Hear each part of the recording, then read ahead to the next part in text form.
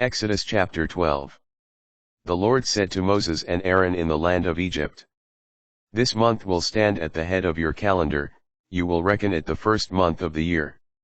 Tell the whole community of Israel, on the 10th of this month every family must procure for itself a lamb, one apiece for each household. If a household is too small for a lamb, it along with its nearest neighbor will procure one, and apportion the lamb's cost in proportion to the number of persons, according to what each household consumes. Your lamb must be a year-old male and without blemish. You may take it from either the sheep or the goats. You will keep it until the 14th day of this month, and then, with the whole community of Israel assembled, it will be slaughtered during the evening twilight. They will take some of its blood and apply it to the two doorposts and the lintel of the houses in which they eat it. They will consume its meat that same night, eating it roasted with unleavened bread and bitter herbs. Do not eat any of it raw or even boiled in water, but roasted, with its head and shanks and inner organs. You must not keep any of it beyond the morning, whatever is left over in the morning must be burned up. This is how you are to eat it, with your loins girt, sandals on your feet and your staff in hand, you will eat it in a hurry. It is the Lord's Passover. For on this same night I will go through Egypt, striking down every firstborn in the land, human being and beast alike, and executing judgment on all the gods of Egypt, I, the Lord. But for you the blood will mark the houses where you are. Seeing the blood, I will pass over you, thereby, when I strike the land of Egypt, no destructive blow will come upon you. This day will be a day of remembrance for you, which your future generations will celebrate with pilgrimage to the Lord, you will celebrate it as a statute forever. For 7 days you must eat unleavened bread.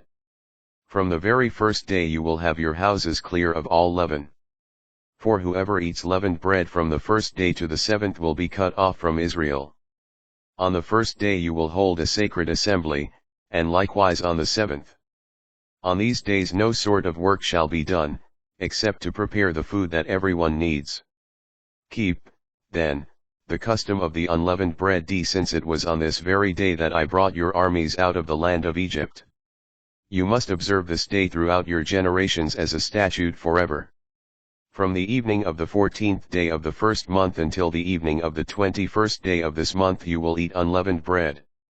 For 7 days no leaven may be found in your houses, for anyone, a resident alien or a native, who eats leavened food will be cut off from the community of Israel. You shall eat nothing leavened, wherever you dwell you may eat only unleavened bread. Promulgation of the Passover. Moses summoned all the elders of Israel and said to them, Go and procure lambs for your families, and slaughter the Passover victims.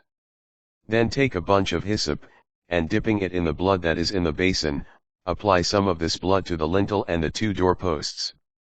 And none of you shall go outdoors until morning.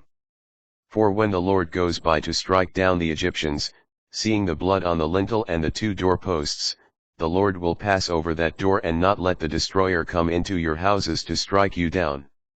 You will keep this practice forever as a statute for yourselves and your descendants. Thus, when you have entered the land which the Lord will give you as he promised, you must observe this rite.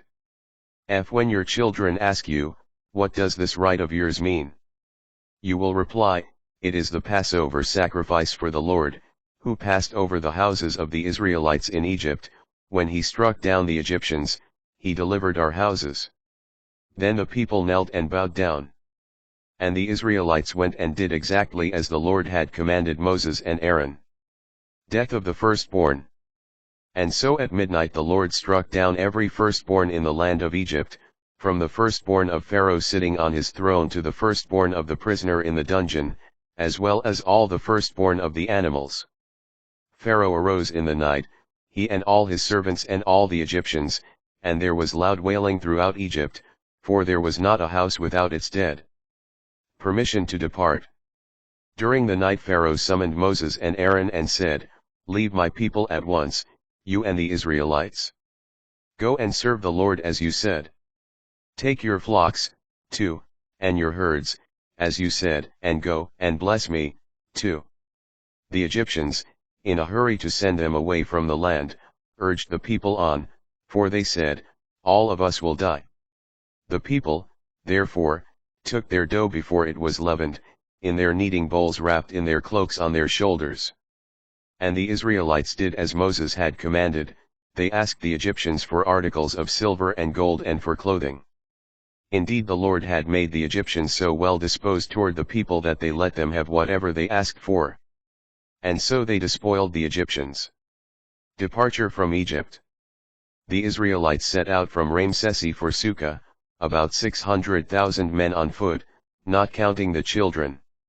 A crowd of mixed ancestry also went up with them, with livestock in great abundance, both flocks and herds. The dough they had brought out of Egypt they baked into unleavened loaves. It was not leavened, because they had been driven out of Egypt and could not wait. They did not even prepare food for the journey. The time the Israelites had stayed in Egypt was 430 years. At the end of 430 years, on this very date, all the armies of the Lord left the land of Egypt. This was a night of vigil for the Lord, when he brought them out of the land of Egypt, so on this night all Israelites must keep a vigil for the Lord throughout their generations. Law of the Passover. The Lord said to Moses and Aaron, "This is the Passover statute. No foreigner may eat of it. However, every slave bought for money you will circumcise, then he may eat of it. But no tenant or hired worker may eat of it. It must be eaten in one house, you may not take any of its meat outside the house. You shall not break any of its bones." The whole community of Israel must celebrate this feast. If any alien residing among you would celebrate the Passover for the Lord, all his males must be circumcised, and then he may join in its celebration just like the natives. But no one who is uncircumcised may eat of it. There will be one law for the native and for the alien residing among you. All the Israelites did exactly as the Lord had commanded Moses and Aaron. On that same day the Lord brought the Israelites out of the land of Egypt company by company.